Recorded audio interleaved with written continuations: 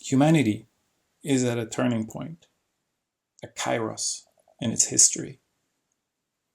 We need to re-examine everything we know about the world and about ourselves. We call this our Cartesian meditation. Because Descartes, at the onset of the modern age, at the beginning of the scientific revolution, sat down and started doubting everything he could.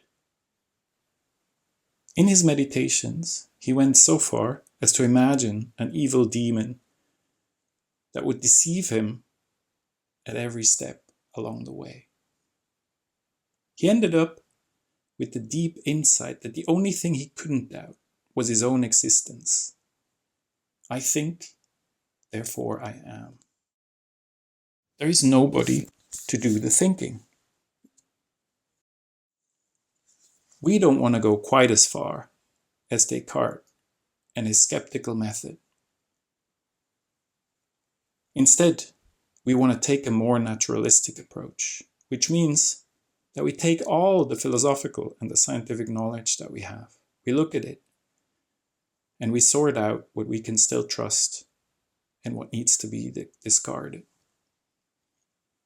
We don't want to doubt the outside world, but our meditation starts with our engagement with that world. As small, limited living beings, we encounter a world that is large. That's an idea that was first introduced by statistician Leonard Savage in the 1950s.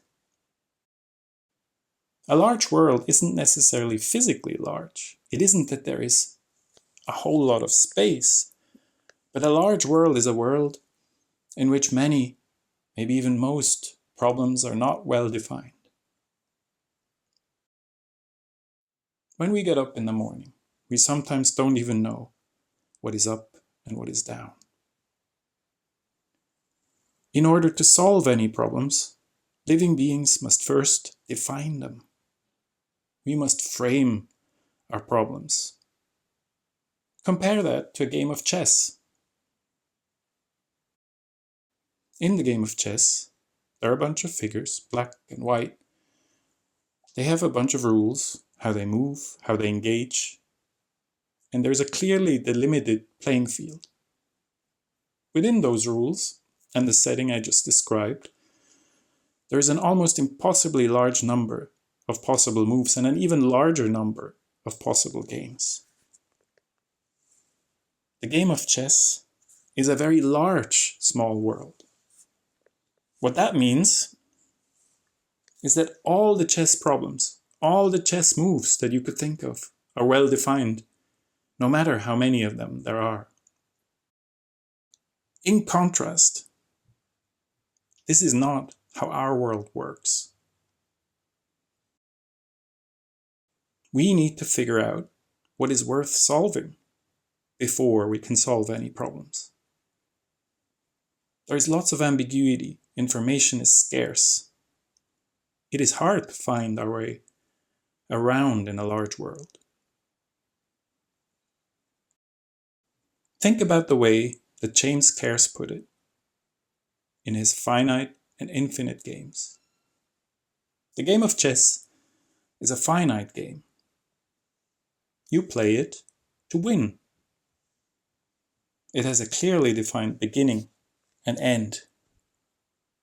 Life and evolution are infinite games. We play to keep on playing. And we don't play within the rules. We play with the rules, constantly redefining them to stay in the game. This is the difference between a small and a large world. And yet, our scientific worldview today is often small. In particular, we consider the world a machine.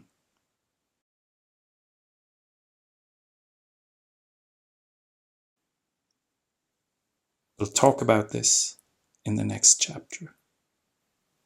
on mechanistic maps.